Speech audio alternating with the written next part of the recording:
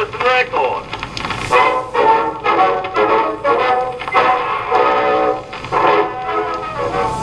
I'm Jack Carney. Our purpose will be to trace the history of recordings, primarily the recording of the spoken word. Recordings began with Thomas Alva Edison, one of the most prolific inventors that the world has ever known. Thomas Edison was born in the year 1847. Among his inventions, the printing telegraph, the electric light, the moving picture, and the talking machine or phonograph. The first working model of the talking machine was completed on the 18th of July, 1877. The invention was widely publicized, and a few hundred phonographs were manufactured and sold the following year, 1878. The very first recordings were on tinfoil and were good for just a few plays. The same year, Edison began his work on the electric light, and the talking machine project was shelved. In 1886, Alexander Graham Bell, with two partners, formed a company to manufacture a talking machine that used wax cylinders instead of tinfoil. That company was called the Volta Gramophone Company. In 1888, the North American Phonograph Company was formed to merchandise and sell machines made by Edison and Bell. The first recordings for both machines were on cylinders. This is a cylindrical recording, the voice of the inventor, Thomas Alva Edison.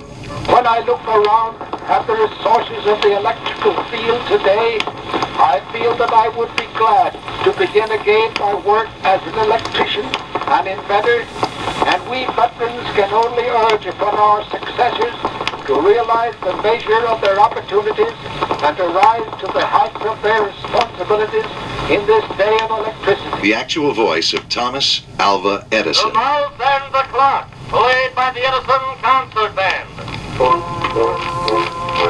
A good friend of Thomas Edison was the man who invented the art of ballyhoo, P.T. Barnum, Phineas Taylor Barnum. P.T. Barnum was the first man to transcribe a commercial, as you will hear in this recording made at Thomas Edison's studio in the year 1888. Phineas Taylor Barnum. I thus address the world through the medium of the latest wonderful invention, Edison's phonograph, so that my voice, like my great show, will reach future generations and be heard centuries after I have joined the great and, as I believe, happy majority. P.T. Barnum. At the same time Thomas Alva Edison was doing his first recordings, the city of New York was indeed an exciting place to be. At the turn of the century, the feminine toast of Broadway was Lillian Russell. Lillian Russell became famous as the beautiful English ballad singer, and she was the ideal of feminine beauty in the 1890s. Needless to say, by today's standards, she was just a trifle meaty. Her constant companion was champagne salesman Diamond Jim Brady, and her dresses and hats and jewels and gold-plated jeweled bicycle were the talk of New York. Lillian Russell was primarily a singer, a fact you may find hard to believe when you hear her voice. Incidentally, on the subject of Diamond Jim Brady, it might be interesting, I think, to check out an average meal for Diamond Jim.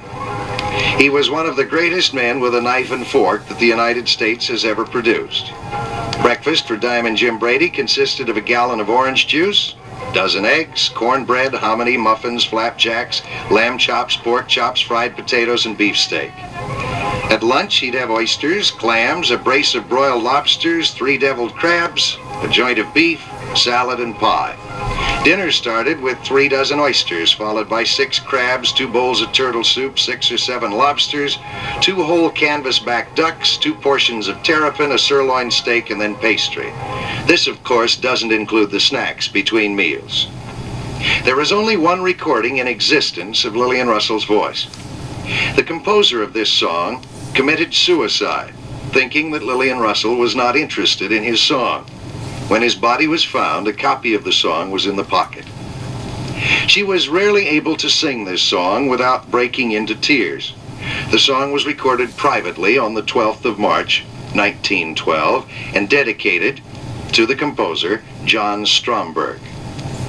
This recording was never released to the public. She did, however, give a few copies to selected friends. The voice of Lillian Russell.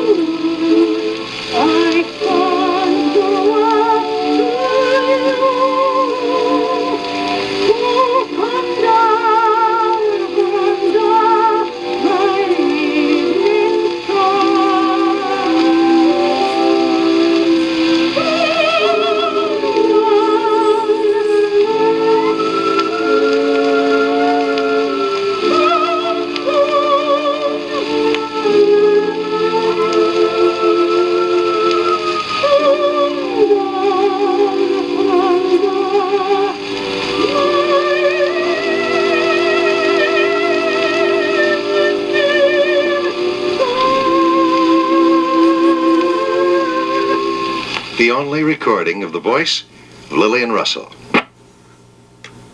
Thanks. Colin, over and out.